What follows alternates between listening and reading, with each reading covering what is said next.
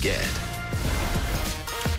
We'll get to Cam Newton in just a second, but first, a little pro basketball in France. DJ Steffens with the trampoline. Boom. God up, man. Why is he playing in France? I mean, that is... Nice. Great timing on that rebound. I mean, that was elite. Yeah, his face was at the rim. All right, Giants practice now. Daniel Jones dropping a nice dime to Benny Fowler, who manages to keep both feet in bounds. Man, I was out of town during the Danny Dimes phenomenon last week. Everyone getting all hyped up, excited over a few preseason games, see?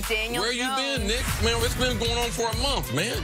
All right, here we go. Best video of the day. Check this out. 8-year-old behind the back twice before taking it to the house. Oh, he does go behind the back twice. That is, I mean, that's the greatest tackling I've ever seen, but this is. Yeah, that's awful cute. He couldn't play against my team. If I'm coaching the red team, I'm going to wrap him. I'm going to tell guys, just tackle the football. That's not. I used to take my kids out and scout the other team and everything to get them ready. Oh, okay. All right.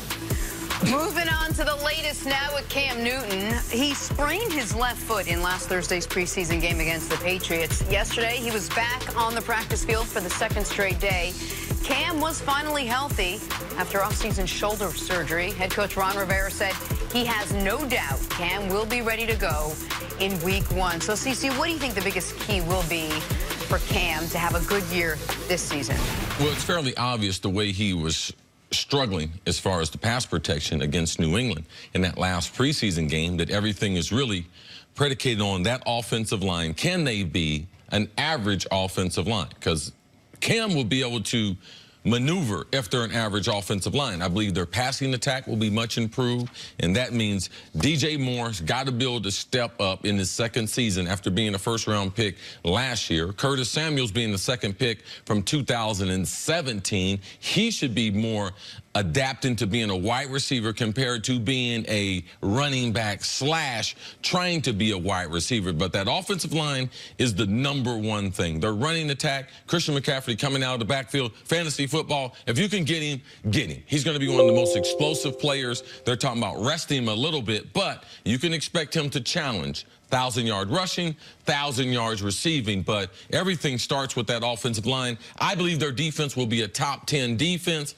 Every time Carolina's good, they win double digits. Their defense is good, but their playmakers on the outside to be able to help Cam, because I believe the throwing motion will help him with his accuracy. And one of the reasons that offensive line performance in that preseason game against the Patriots was so disappointing and so surprising to many was that was supposed to be massively upgraded from last year. Last year, they had lost Darrell Williams to a dislocated kneecap before the season. He's back. They brought in Matt Paradis from Denver. They had their 2 guards back, so the interior of the offensive line was all together except for the center, which switched out for Khalil, who had a down year. You thought the offensive line, and I still think, by the way, the offensive line can be fine. Not a great offensive line, but not what we saw against New England.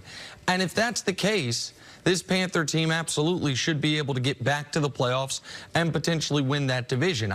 We talk a lot about their 6-2 start last year, but it wasn't just the 6-2 start. If you dig into those nerdy numbers you make fun of me for, Jenna, the Football Outsiders DVOA, where they talk about ranking the best teams, midway point of the season, the Panthers were the 3rd best team in the NFL, with the 5th best offense in the NFL. So before Cam got hurt, this didn't just look like a team that could win 10 games. It looked like a team that could compete with the Saints and the Rams to be the best team in the NFC. With Cam playing really well. Well, that's the other part of it. You're absolutely right. Cam was having, according to those same advanced numbers, the best season of his career, better than the first half of that MVP season even, and then it all fell apart. Now, their defense last year that you said, when they're good, they have a top 10 defense. Second half of last year fell apart, but I think they addressed it. They brought in Gerald McCoy. They brought in Bruce Irvin. They drafted, Brian Burns from Florida State as a pass rusher. They all of a sudden should be back to Panthers football on the defensive side of the ball with Eric Washington as the D coordinator. So I think what happened against the Patriots was an aberration. I think what we saw from Cam the first half of last season, we will see throughout this season. I'm very high on the Panthers and Cam this year, assuming DJ Moore does what you're talking about, which is give Cam his his first true #1 option since Steve Smith was there early in Cam's career. It feels like there's a lot of they'll do well, assuming, you know, Samuels and Moore play well, assuming Greg Olsen stays healthy, assuming that shoulder doesn't bother him, the throwing motion, he's up to speed with that, assuming the offensive line is improved, assuming there seems to be a lot of if-then. Do you feel comfortable, though, with the people and around Cam Newton right now going? Well, I'm concerned about Cam's health. That's the #1 thing. But when you look at all the top teams that we have, if you want to go back to the teams that were in the championship game, let's go to the Saints and let's go to the Rams. Man, are the Saints going to develop someone opposite of Michael Thomas? Can he handle the full load with Ingram being gone? The Rams, is Jared Goff going to make the step? Are they going to have any linebackers this year above 250 pounds? AFC, Kansas City, their defense is one of the worst all time. There's question marks about every single team. That's the parity that we have in the league. Every team's got warts. Which team's going to be able to cover it up? And their offensive line, Pro Football Focus has them as a top 10 offensive line. If they can perform to that level, you can expect the playmakers to have the types of seasons. But football's a team sport, and that's why you have to connect. There is no great offense without a decent offensive line. Look at the best offensive teams we have, productivity and points, and you'll go down and look like that's one of the best offensive lines. That's one of the best offensive lines. So that's why when we put it in those order, this has got to happen, this has got to happen. That's the story of the NFL. With all the good teams, you need a lot of things to happen. Yeah, I don't think it's so much that the good teams don't have questions as much as the bad teams don't have answers. You look at teams that you expect to be bad, there are not a lot of questions. We know Miami's going to struggle supporting Josh Rosen on the offensive line. We know that a team, for instance, the Jags, do not have quality wide receivers. Right. We know the teams that we have real concerns about don't have a ton of questions. They have a lot of answers. They're just the wrong answers.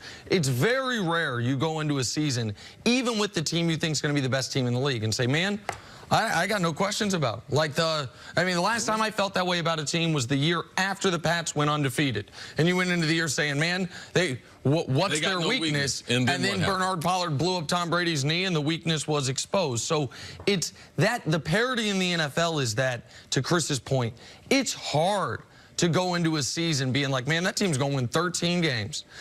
Somebody does it almost every year, but it's surprising. There's a reason the highest Vegas over-under going into years is usually about 11, because it's damn hard to go 12-4, almost impossible to go 13-3. So all these good teams, it's like, okay, they're 9-7, and if things go right, they're 11-5. And that's how I feel about Carolina.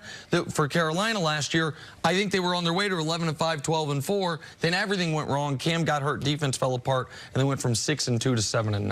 All right, the news again. Head coach Ron Rivera says that Cam Newton should be ready to go for Week 1. Take a break. Coming up, does Antonio Brown need to move on from Big Ben already? That's next on First Things First.